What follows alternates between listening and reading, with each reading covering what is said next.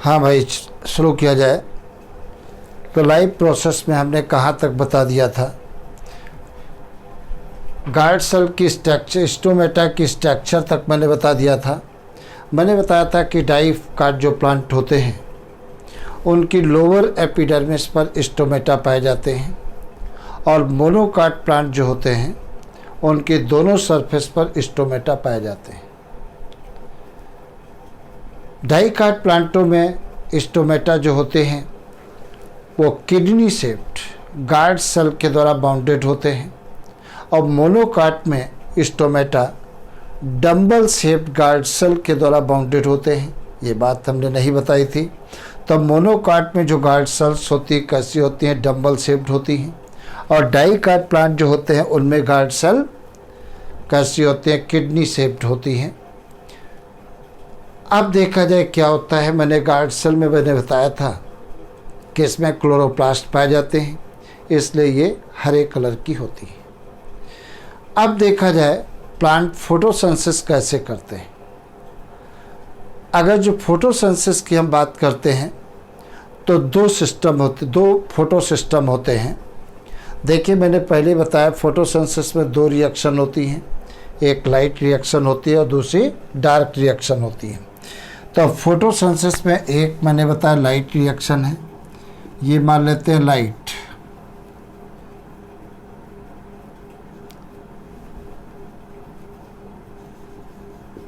Light reaction,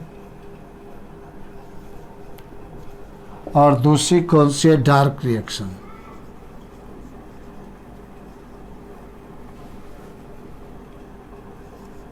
dark reaction, ये भी मैंने बताया कि लाइट रिएक्शन कहाँ पर चलती है।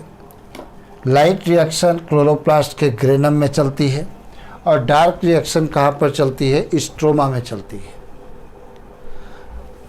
दूसरी बात देखा जाए, लाइट रिएक्शन में लाइट का यूज होता है और डार्क रिएक्शन में लाइट का यूज नहीं होता है। ये बात तुम्हें याद रखनी है। मैंने क्या बताया, लाइट रिएक्शन जो होती है वो लाइट डिपेंडेंट होती है, और डार्क रिएक्शन लाइट इंडिपेंडेंट होती है। मतलब ये रिएक्शन कब होगी, लाइट की प्रेजेंस में, और ये रिएक्शन लाइट हो या ना हो हर समय होगी। इस रिएक्शन में लाइट का यूज नहीं होता है। अब देखा जाए क्या होता है, लाइट रिएक्शन में दो फोटो सिस्टम होते हैं। लाइट रिएक्शन में दो फोटो सिस्टम होते हैं। पहला फोटो सिस्टम कौन सा है, ये फोटो सिस्टम, ये फोटो सिस्टम है। इसे क्या कहते हैं, फोटो सिस्टम फर्स्ट, और इसको क्या कहते हैं, फोटो सिस्टम सेकेंड कहते हैं। ये फोटो सिस्टम सेकेंड कहते हैं। अब फोटो सिस्टम फर्स्ट में क्या होता है, सुनिए। फोटो सिस्टम फर्स्ट का रिएक्शन सेंटर क्या होता है, फोटो सिस्टम फर्स्ट का रिएक्शन सेंटर जो होता है वो P700 होता है। ये क्या होता है, P700, जिसे क्या कहते हैं, रिएक्शन सेंटर कहते हैं।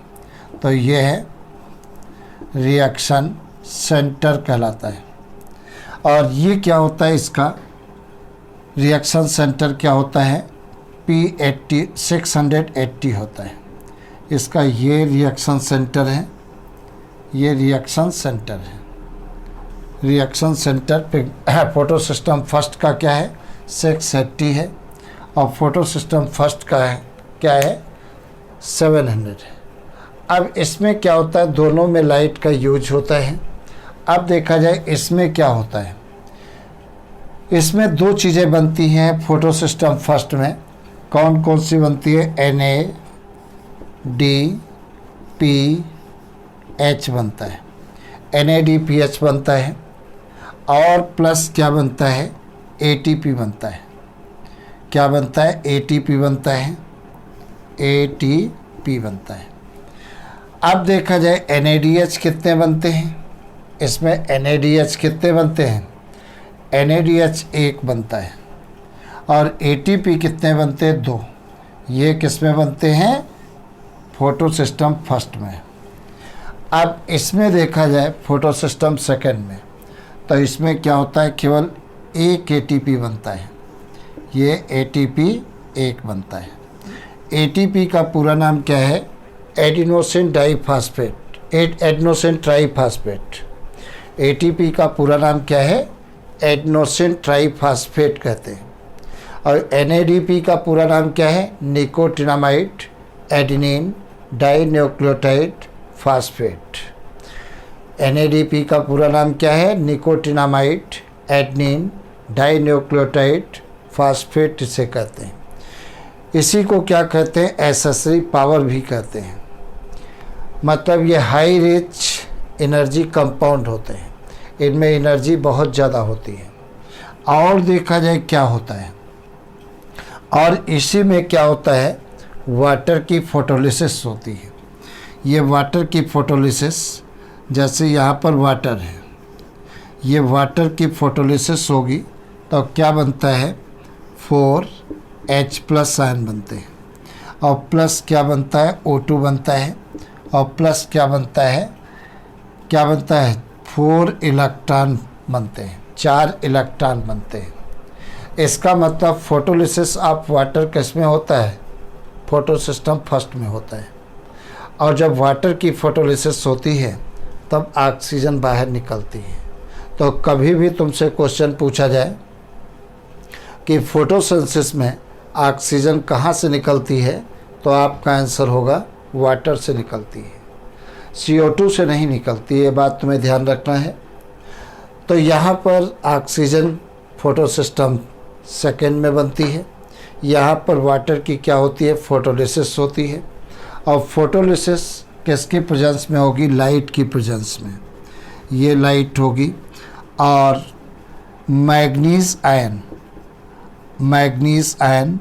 और Cl- आयन, इन आयन की प्रेजेंस में फोटोलिसिस होती है। तो इतना कम कहाँ पर होता है, लाइट रिएक्शन में होता है। तो ये रिएक्शन कैसी है, लाइट डिपेंडेंट रिएक्शन होती है। तो लाइट रिएक्शन के प्रोडक्ट क्या हैं, एटीपी, एनएडीपी। और जो ऑक्सीजन निकलती है ये एटमॉस्फेयर में रिलीज़ कर दी जाती है। और जितने एनिमल्स होते हैं रेस्पिरेशन में इस ऑक्सीजन का यूज करते हैं, या जितने भी चाहे प्लांट हो या एनिमल हो, रेस्पिरेशन में सबको ऑक्सीजन की ज़रूरत होती है। तो प्लांट फोटोसिंथेसिस के द्वारा ऑक्सीजन बाहर निकालते हैं। अब डार्क रिएक्शन में क्या होता है, एक्चुअल में डार्क रिएक्शन में लाइट का यूज नहीं होता है। इसमें क्या होता है, CO2 का रिडक्शन होता है। अब कैसे CO2 का रिडक्शन होता है, ज़रा ध्यान दीजिए आप। मैंने क्या बताया, इसमें CO2 का रिडक्शन होता है। तो यहाँ पर हमने क्या ले लिया, 6 CO2 के मॉलिक्यूल ले लिए। और देखा जाए यहाँ पर क्या काम करते हैं, 18 ATP के मॉलिक्यूल लिए जाते हैं और 12 NADPH के लिए जाते हैं। इतने मॉलिक्यूल लिए जाते हैं किसके, NADPH के लिए जाते हैं। और इसमें लाइट की ज़रूरत नहीं होती है। तो यहाँ पर क्या होता है, CO2 का क्या होता है, रिडक्शन होता है। मतलब ऐड ऑफ हाइड्रोजन क्या कहलाता है, रिडक्शन कहलाता है। और रिमूवल ऑफ हाइड्रोजन ऑक्सीडेशन कहलाता है। तो बनता क्या है, C6H12O6 और प्लस क्या बन जाएगा, 18 ADP बन जाते हैं, ADP। और क्या बनते हैं, प्लस 12 NADP बनता है। इस प्रकार से NADP प्लस ये बनता है। तो यहाँ पर देखिए कार्बोहाइड्रेट बना, कार्बन के साथ में हाइड्रोजन ऐड हो रही है। इसका मतलब CO2 का क्या होता है, रिडक्शन होता है। तो यहाँ पर dark reaction light independent reaction होती है। कैसे कार्बोहाइड्रेट बनता है, इसकी पूरी डिस्कवरी केल्विन साइंटिस्ट ने किया था, केल्विन बेंसन ने किया था। इसीलिए डार्क रिएक्शन को क्या कहते हैं, केल्विन बेंसन साइकिल भी कहते हैं। क्या कहते हैं, केल्विन बेंसन साइकिल भी कहते हैं। अब देखा जाए कौन कौन से, तो एक बात देखा जाए फोटोसिंथेसिस रिएक्शन में क्या होता है, 6CO2 और प्लस क्या होता है 12 H2O, क्या बनता है, ये बनता है C6H12O6 और प्लस 6O2 और प्लस क्या बनता है 6H2O बनता है। इस प्रकार से तो यहाँ पर क्या होगी लाइट, ये लाइट की प्रेजेंस में होगी और क्लोरोफिल होना चाहिए, ये क्लोरोफिल होना चाहिए, तभी ये रिएक्शन होगी, अदरवाइज नहीं। देखिए यहाँ पर CO2 के साथ कार्बन के साथ हाइड्रोजन नहीं है, यहाँ पर कार्बन के साथ देखो हाइड्रोजन आ गई, मतलब ऐड ऑफ हाइड्रोजन हो रहा है, मतलब CO2 का क्या हो रहा है, रिडक्शन हो रहा है किसमें, कार्बोहाइड्रेट में। यहाँ वाटर के साथ देखो हाइड्रोजन है ऑक्सीजन के साथ, यहाँ ऑक्सीजन के साथ देखो हाइड्रोजन नहीं है, इसका मतलब यहाँ से हाइड्रोजन अलग हो रही है। रिमूवल ऑफ हाइड्रोजन क्या कहलाता है, ऑक्सीडेशन। तो इसका क्या होता है, रिडक्शन होता है, और इसका क्या होगा, ऑक्सीडेशन होता है। तो ये तुमसे पूछ सकते हैं फोटोसिंथेसिस में बताइए किसका ऑक्सीडेशन होता है, किसका रिडक्शन होता है। तो ये बातें तुमको मैंने बता दिया। तो CO2 का क्या होता है, रिडक्शन होता है, और वाटर का क्या होता है, ऑक्सीडेशन होता है। अब कौन कौन से फैक्टर हैं जो फोटोसिंथेसिस को प्रभावित कर सकते हैं, तो जैसे लाइट होता है, टेम्परेचर है, और light, temperature, carbon dioxide and water, ये फैक्टर क्या काम करते हैं, फोटोसिंथेसिस को अफेक्ट करते हैं। सबसे पहले हम लाइट की बात करें तो मालूम होना चाहिए सबसे ज़्यादा फोटोसिंथेसिस किस लाइट में होती है। सबसे ज़्यादा फोटोसिंथेसिस ब्लू लाइट में होती है, और दूसरे नंबर पर कब होती है, रेड लाइट में होती है। तो सबसे ज़्यादा फोटोसिंथेसिस ब्लू लाइट में, और सेकंड नंबर पर किस में, रेड लाइट में। फोटोसिंथेसिस में ग्रीन लाइट का यूज नहीं किया जाता है, ये बात याद रखना है। फोटोसिंथेसिस में ग्रीन लाइट का यूज नहीं किया जाता है, तो सबसे ज़्यादा ब्लू लाइट में और दूसरे नंबर पर रेड लाइट में होती है, ये बात तुम्हें याद रखना है।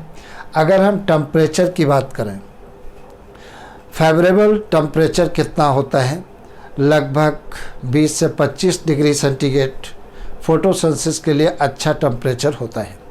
अगर टेम्परेचर कम हो जाता है तो एंजाइम क्या होंगे, इनएक्टिव होंगे, हो जाएंगे, मतलब एंजाइम की एक्टिविटी स्लो डाउन हो जाएगी, और जब एंजाइम की एक्टिविटी स्लो डाउन हो जाएगी तो रेट ऑफ फोटोसिंथेसिस क्या होगा, कम हो जाएगा।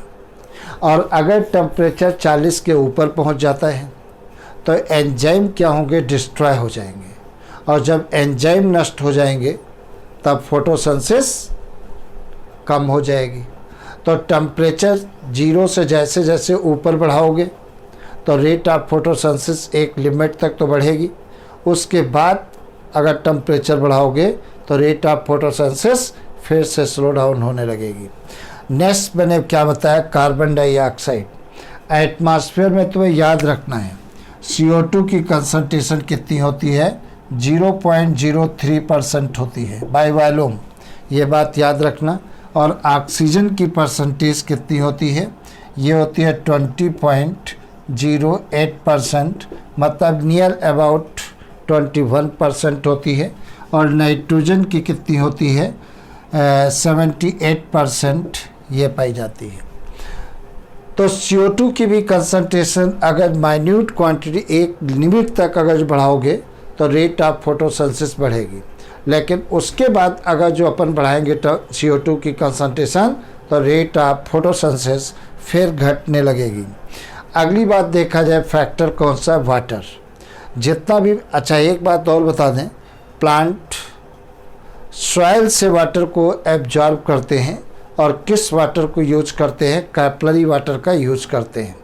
कैपिलरी वाटर क्या होता है अभी बता रहे हैं। मान लेते हैं 100% वाटर यूज किया जा रहा है, एब्जॉर्ब किया जा रहा है, तो 100% वाटर में से less than 1% use in the photosynthesis, मतलब बहुत कम मात्रा में वाटर फोटोसिंथेसिस में यूज किया जाता है, मतलब less than 1% water use in the photosynthesis process. और लाइट जितनी पड़ रही है मान लेते हैं 100% पड़ रही है, 100 में से 1 से 2% लाइट का यूज किया जाता है फोटोसिंथेसिस में। और सबसे ज़्यादा मैंने बताया फोटोसिंथेसिस ब्लू लाइट में होती है और उसके बाद रेड लाइट में होती है। फोटोसिंथेसिस में ग्रीन लाइट का यूज नहीं होता है। अगली बात देखा जाए क्या होता है, मैंने बताया कि प्लांट केवल कैपिलरी वाटर का यूज करते हैं। अब कैपिलरी वाटर क्या होता है?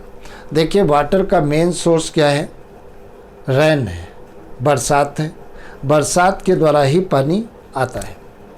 तो जब पानी गिरता है तो पानी का अधिकांश भाग ज़मीन के स्लोप के कारण बह जाता है। जो पानी बह गया वो प्लांटों के काम में नहीं आ पाता है, उसे रनवे ऑफ वाटर कहते हैं। वाटर का कुछ अमाउंट ग्रेविटेशनल फोर्स के कारण जा कर के वाटर लेवल में मिल जाता है और वहाँ तक प्लांटों की जड़ें नहीं पहुँच पाती हैं, इसलिए उस वाटर को भी प्लांट यूज नहीं कर पाते हैं। उस वाटर को क्या कहते हैं? ग्रेविटेशनल वाटर कहते हैं। कुछ वाटर का अमाउंट सॉइल पार्टिकल एब्जॉर्ब कर लेते हैं और जो सॉइल पार्टिकल एब्जॉर्ब कर लेते हैं उस वाटर को भी प्लांट नहीं यूज कर पाते हैं। इस वाटर को क्या कहते हैं? हाइग्रोस्कोपिक वाटर कहते हैं।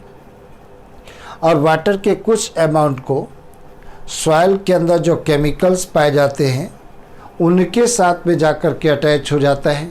जैसे कॉपर सल्फेट के साथ वाटर के 5 मॉलिक्यूल अटैच रहते हैं। तो जो वाटर के मॉलिक्यूल केमिकल के साथ अटैच रहते हैं उस वाटर का भी प्लांट यूज नहीं कर पाते हैं। इसे क्या कहते हैं? Chemically bind water. अब देखा जाए अगला वाटर कौन सा होता है? सॉइल के 2 पार्टिकलों के बीच जो स्पेस होता है। मान लेते हैं ये सॉइल के पार्टिकल हैं और सॉइल के पार्टिकल के बीच में जो ये स्पेस है, इस स्पेस को क्या कहते हैं? कैपिलरी वाटर, कैपिलरी स्पेस कहते हैं। और बारिश का जो पानी इस स्पेस में आकर के भर जाता है उसे क्या कहते हैं? कैपिलरी वाटर कहते हैं।